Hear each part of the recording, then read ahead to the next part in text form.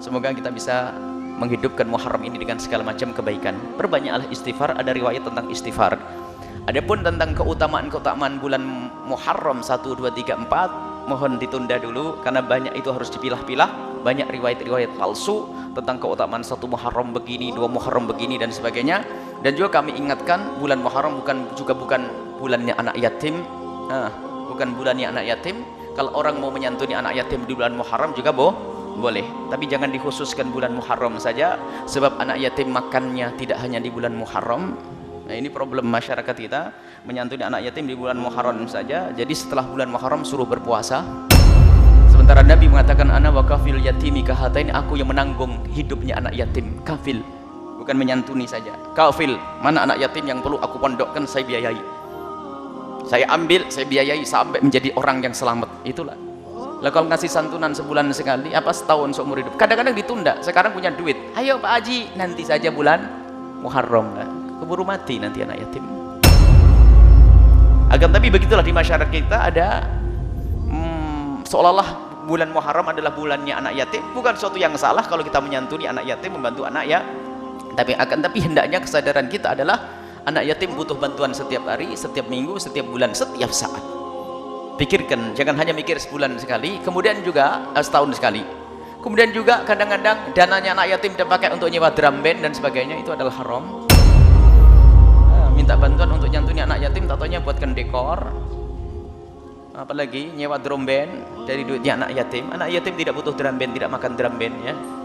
Anak yatim butuh duitnya. Sampaikan kepada mereka, kalau Anda pengen menghibur mereka dari duitmu sendiri, jangan dari duit kumpulan anak yatim buat drum band.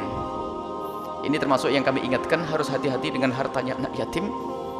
Dan khusus siapapun yang punya anak yatim, seorang ibu yang punya anak yatim, hati-hati.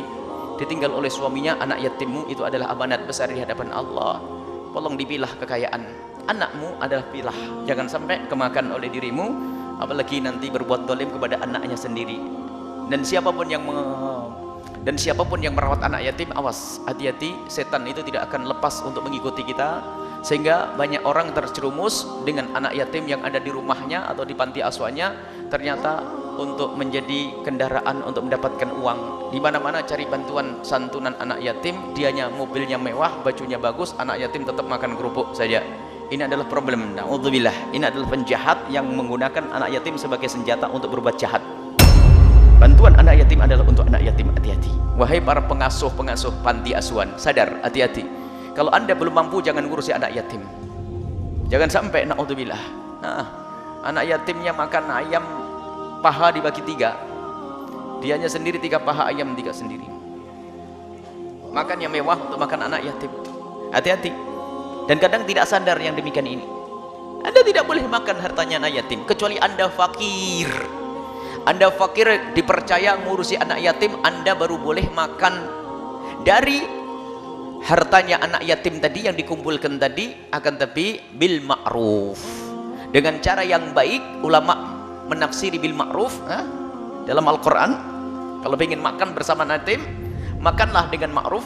Faman kana ghaniyan falyasta'fif, faman kana fakiran falyakul bil ma'ruf. Kalau kamu kaya, enggak boleh kamu makan dari hartanya anak yatim. Kalau engkau fakir, makan bil ma'ruf. Bil ma'ruf itu apa? Ala kadarnya, seperti mereka makan. Kalau mereka 1 kerupuk, engkau 1 kerupuk, sama dengan mereka. Ada yang mengatakan bil ma'ruf itu adalah seperti ngutang. Jika suatu ketika kaya, dihitung, saya bayar. Allah, hati-hati. Oh, sekarang anak yatim tapang nombornya paling gede, bantuan sana sini masuk, akan tapi ternyata untuk biayai anak sekolah anaknya, untuk ambil fakultas apa, anaknya bukan yatim. Innalillah. Hati-hati ya, yang ngurusi anak yatim, hati-hati. Jika di rumahmu ada anak yatim, Anda harus waspada. Kemudian kelanjutannya, bagi yang sudah sadar, barangkali Anda mengambil anak yatim ke rumah Anda 1, 2, atau 3, atau Anda punya panti asuhan, awas, jangan sampai Anda mengumpulkan anak yatim hanya engkau rawat urusan jasadnya saja, tapi sekolah agamanya di mana? Kalau tidak, Anda menjerumuskan mereka masuk neraka. Hati-hati, wahai yang ngurusi anak yatim. Sebab kadang ngumpulin anak yatim tidak pernah dikenalkan agama, hanya dibiayai sekolah,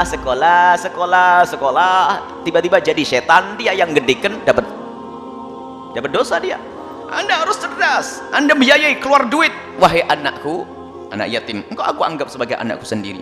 Aku akan sekolahkan engkau kuliah menjadi apapun, boleh jadi dokter, jadi insinyur, oke. Tapi ingat belajar agama nak ya dulu. Kalau tidak, tidak. Anda jangan membiayai orang yang tidak mau kenal Allah. Sebab apa? Yang tidak kenal Allah kenal iblis. Jadi pejabat iblis, jadi orang kaya iblis. Di saat di akhirat nanti masuk neraka, saya masuk neraka ini karena biaya dari Pak Haji itu. Pak Hajinya masuk neraka bareng. Alhamdulillah. Awas, jangan main-main. Jangan urusan sosial, bantu anak yatim, arahkan. Sebab membantu anak yatim ini artinya apa? Mengarahkan mereka agar di dunia sejahtera dan di akhirat juga sejahtera. Wallahu a'lam bishawab.